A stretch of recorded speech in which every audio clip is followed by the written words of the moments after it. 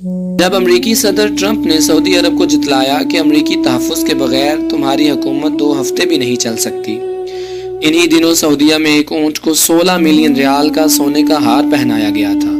مسلم حکمرانوں کے لیے وہ کتنا عبرتناک منظر تھا جب معتصم باللہ آہنی زنجیروں اور بیڑیوں میں جکڑا چنگیز خان کے پوتے ہلاکو خان کے سامنے کھڑا تھا۔ کھانے کا وقت آیا تو ہلاکو خان نے خود سادہ برتن میں کھانا کھایا اور خلیفہ کے سامنے سونے کی تشتریوں میں ہیرے جواہرات رکھ دیے۔ پھر معتصم سے کہا، کھاؤ، پیٹ بھر کر کھاؤ، جو سونا چاندی تم اکٹھا کرتے تھے وہ کھاؤ۔ بغداد کا تاجدار بیچارگی و بے بسی کی تصویر بنا کھڑا تھا۔ بولا، میں سونا کیسے کھاؤں؟ ہلاکو نے فوراً کہا، پھر تم نے یہ سونا اور چاندی کیوں جمع کیا؟ وہ مسلمان جسے اس کا دین ہتھیار بنانے اور گھوڑے پالنے کے لیے ترغیب دیتا تھا کچھ جواب نہ دے سکا۔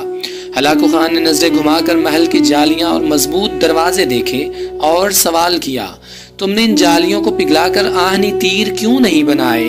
تم نے یہ جواہرات جمع کرنے کی بجائے اپنے سپاہیوں کو رقم کیوں نہ دی کہ وہ جان بازی اور دلیری سے میری افواج کا مقابلہ کرتے؟ خلیفہ نے تعصب سے جواب دیا، اللہ کی یہی مرضی تھی۔ ہلاکو نے کڑکدار لہجے میں کہا، پھر جو تمہارے ساتھ ہونے والا ہے وہ بھی خدا ہی کی مرضی ہوگی۔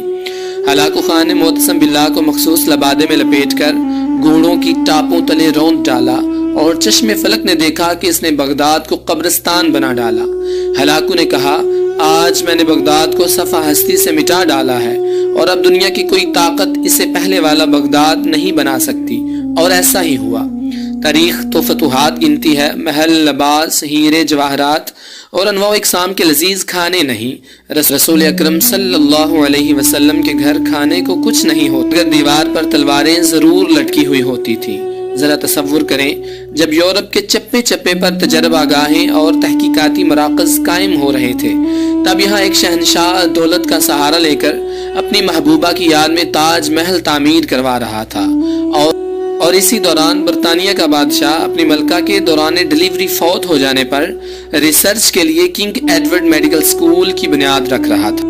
جب مغرب میں علوم و فنون کے بم پھٹ رہے تھے، تب یہاں تان سین جیسے گویے نت نئے راگ ایجاد کر رہے تھے۔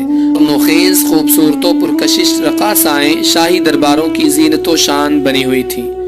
جب انگریزوں، فرانسیسیوں اور پرتگالیوں کے بحری بیڑے بڑے صغیر کے دروازوں پر دستک دے رہے تھے، تب ہمارے ارباب اختیار شراب و کباب اور جنگ و رباب سے مدہوش پڑے تھے۔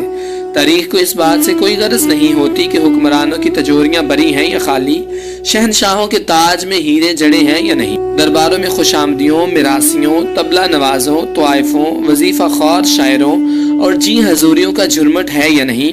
تاریخ کو صرف کامیابیوں سے غرض ہوتی ہے، اور تاریخ کبھی عذر قبول نہیں کرتی، اور جن لوگوں کو اس حقیقت کا ادراک نہیں، ان کا حال خلیفہ معتصم باللہ سے کم نہیں ہوگا۔ یا اللہ تبارک و تعالی میرے پیارے وطن پاکستان کو سلامت رکھنا اور ہمارے اوپر نیک اور ایماندار حکمران مسلط کرنا، آمین ثم آمین۔